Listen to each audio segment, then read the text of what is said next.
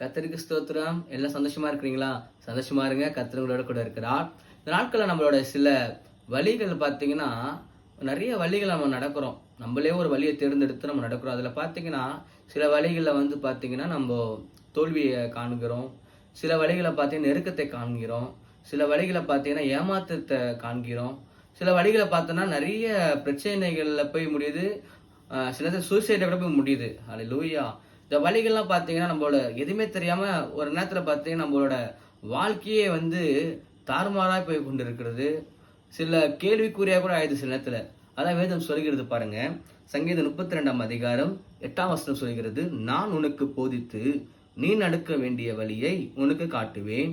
உன் மேல் என் கண்ணை வைத்து உனக்கு ஆலோசனை சொல்லுவேன்." அல்லேலூயா! பாருங்க, தேவ சமூகத்துல போய் உங்களோட வழிகள நீங்க என்ன பண்ணுங்க? ஒப்புக்கொடுங்க. அல்லேலூயா! கர்த்தர் சமூகத்துல நீங்க உங்க காரியங்கள ஒப்புக்கொடுத்து ஜெபிக்கும்போது, தேவன் உங்களுக்கு நல்ல ஒரு வழியை திறந்து குடுத்து, அந்த வழியில வந்து ஒரு ஜெயத்த குடுப்பார்.